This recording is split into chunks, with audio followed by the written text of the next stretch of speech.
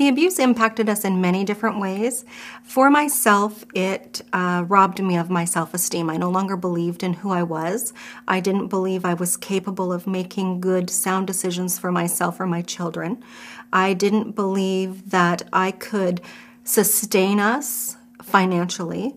I didn't believe that anyone would be interested in being in a relationship with me, with having 3 children, with coming from where I had come from, and with being as, and I'll say quote unquote stupid as I was, because that was what I believed at the time. The impact that it had on my children, I actually had no idea at the time. I believed that I sheltered them from most of what happened and kept them safe. And that was 8 years ago now, and time has shown me that they were impacted far more drastically than I thought. For years I stayed because I believed it was what was right to do for them, and now I believe that it's best to leave a relationship like that because of the impact it has on them.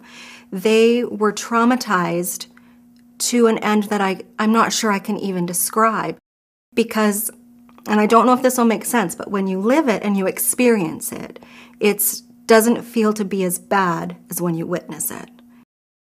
People who have been a victim of crime may experience many different reactions. The initial reactions may include shock. A victim may feel stunned, dazed, or numb. They may feel cut off from their feelings and from what is going on around them. They may also experience denial. They may not be able to accept what has happened, and so they may pretend that nothing happened. Then, over several hours or days, those feelings may gradually fade and others may take their place. Victims may begin to feel anger towards one who has committed the crime, or the police or court system for not doing enough. They may also be angry that this has happened and that they no longer feel in control. Fear, they may feel afraid that what they experienced might occur again.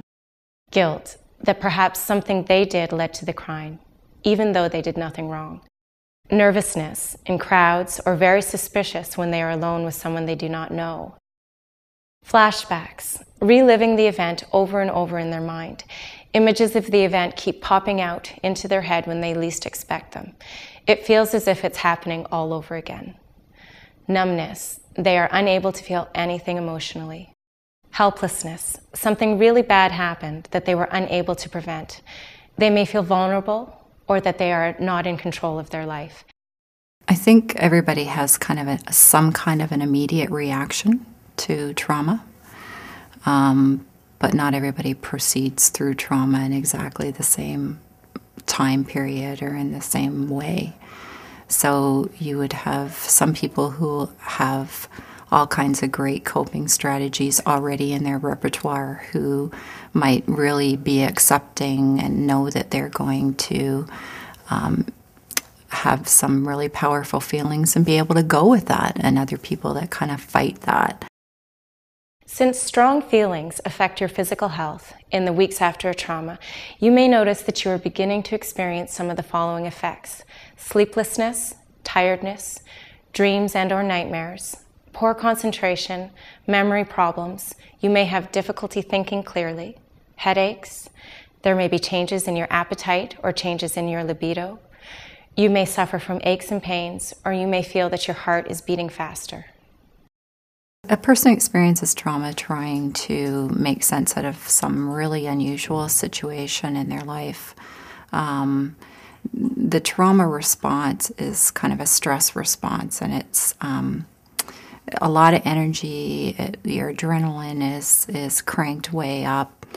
You have both an emotional and a physical response to really unusual things that might happen.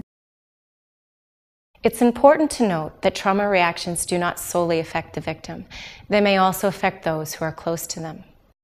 So what we know is that there's secondary trauma to people who are in a position to support the victim and survivor. And, we really feel that it's important as well to acknowledge that together and to provide them with support and education. There are several things that people should not do after they have experienced trauma. Here are several recommendations. Firstly, don't bottle up your feelings. Feelings are natural. Don't feel embarrassed about them. Bottling them up can make you feel worse and can damage your health. Let yourself talk about what has happened, how you may feel. And don't worry if you cry. Don't take on too much. Being active can take your mind off what has happened, but you need time to think and go over what happened so you can come to terms with it. Take some time to get back to your old routine. Don't drink or use drugs. Alcohol or drugs can blot out painful memories for a while, but they will also stop you from coming to terms with what has happened. They can also cause depression and other health problems. Don't make any major life changes. Try to put off any big decisions. Your judgment may not be at its best, and you may make choices you later regret. Here now are some positive things that you can do to help you along your journey. Give yourself time. It takes time to accept what has happened and to learn to live with it. Be involved with other survivors. It can help to spend time with others who have been through the same experience as you. Take some time for yourself. At times you may want to be alone or just with those close to you. Talk it over bit by bit. Let yourself think about the trauma and talk about it with others. Don't worry if you cry when you talk. It's natural and usually helpful. Take things at a pace that you feel comfortable with. Get into a routine. Even if you don't feel much like eating, try to have regular meals and eat a balanced diet. Taking some exercise can help, but start gently. Do some normal things with other people. Sometimes you will want to be with other people, but not to talk about what has happened. This can also be a part of the healing process. Take care. After a trauma, people are more likely to have accidents. Be careful around the home and when you are driving. And finally, ask for support.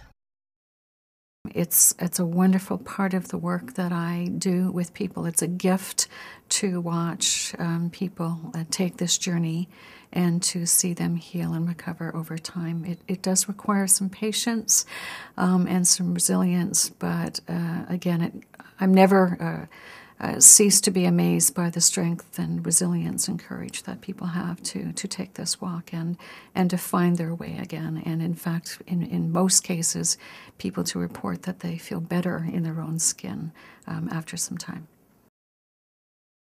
Family and friends will probably be able to see you through this difficult time. However, you may need to see a professional if your feelings are too much for you or go on for too long. The services section of this DVD resource will be able to provide you with the proper referrals to the support you may need now or in the future.